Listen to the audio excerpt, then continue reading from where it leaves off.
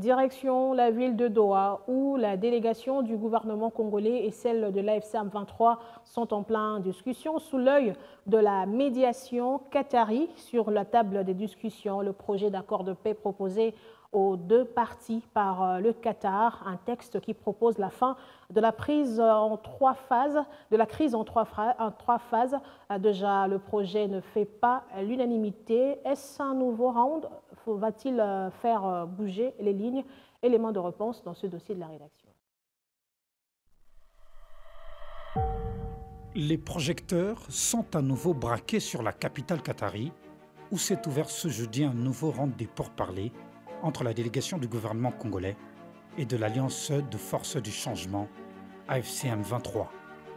Au cœur de discussion, un projet d'accord de paix élaboré par la médiation qatari est partagé aux deux parties, quelques jours avant l'ouverture des négociations et des travaux. Selon le document consulté, le texte propose une feuille de route en 3 étapes, étalée sur une période minimale de 7 mois après sa signature. La première phase met l'accent sur la situation sécuritaire et humanitaire dans le nord et sud Kivu, région lourdement affectée par des années de violence. On reste préoccupé, à la lumière des récents développements, par la sincérité de l'engagement du Rwanda et de leur supplétif de l'AFC M23 qui s'obstinent à fouler aux pieds leurs engagements au terme de l'accord de paix de Washington et de la déclaration des principes de Doha. J'en veux pour preuve les faits ci-après. Tenez, au cours du mois de juillet 2025, plus de 300 civils congolais ont été tués dans plusieurs localités du territoire de Rutshuru en province du Nord Kivu, à la suite d'attaques menées par la coalition AFC M23 en violation flagrante du cessez-le-feu réaffirmé dans l'accord de paix de Washington du 27 juin 2025 et dans la déclaration de principe de Doha du 19 juillet 2025. Elle prévoit également la création sous l'autorité du ministère congolais de l'Intérieur d'une force spéciale intérimaire composée à part égale des combattants éligibles du M23 et d'éléments de la police nationale congolaise. Cette force sera la seule autorisée à intervenir dans les zones dites affectées.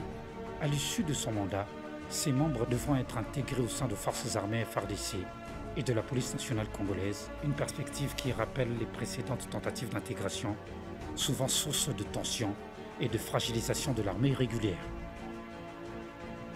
La deuxième phase aborde le retour progressif de l'autorité de l'État dans les zones encore contrôlées par la rébellion. Sur ce point, les divergences sont profondes. Le projet de médiation suggère que Kinshasa nomme des autorités locales intérimaires, tout en refusant d'inclure des personnalités proposées par l'AFC M23.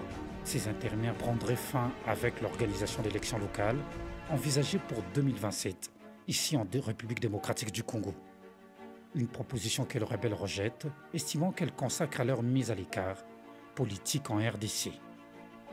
Enfin, la troisième phase inclut une ouverture politique nationale, l'organisation d'un dialogue en 2026, une demande portée depuis plusieurs mois par l'opposition et la société civile congolaise, mais que la majorité présidentielle juge inopportune. Néanmoins, certains alliés du pouvoir, notamment l'Union pour la nation congolaise UNC de Vital Kamerhe, s'y montrent favorables, y voyant une voie possible pour sauver la paix au pays de Lumumba. Dès l'entame, la rébellion a exprimé son rejet du texte.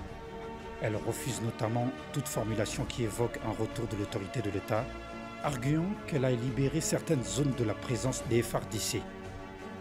Le M23 continue aussi de défendre son projet d'autonomie régionale, perçu par Kinshasa comme une tentative de balkanisation du pays.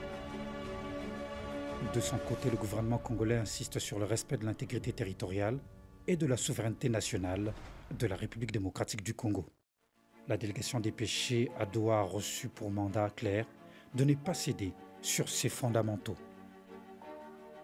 Le projet d'accord prévoit la mise en œuvre de plusieurs mesures de confiance, notamment la libération des prisonniers politiques et militaires.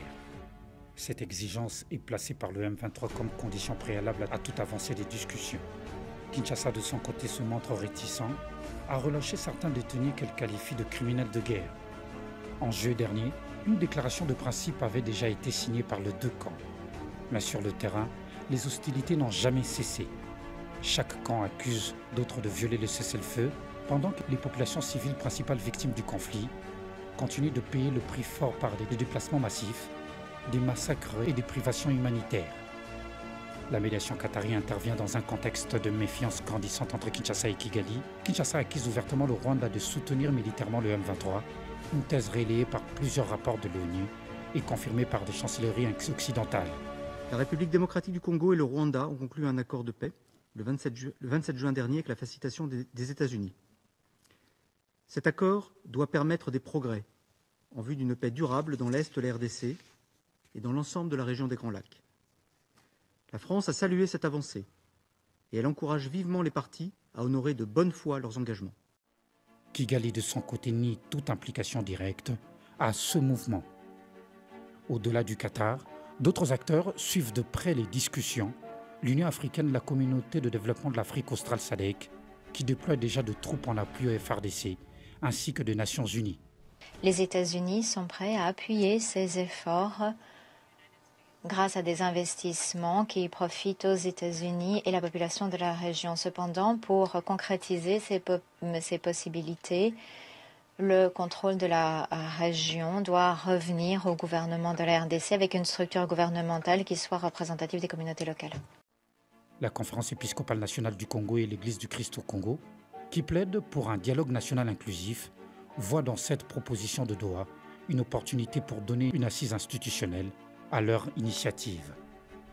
Ce nouveau round de Doha apparaît ainsi comme une étape charnière. Si un compromis venait à être trouvé, il pourrait ouvrir la voie à une désescalade progressive du conflit. Mais les divergences idéologiques, la question sensible du partage du pouvoir local et la méfiance réciproque demeurent de sérieux obstacles. Dans l'immédiat, l'écart reste grand entre les déclarations de paix dans les salons diplomatiques et les réalités du terrain où les armes n'ont pas encore cessé de parler.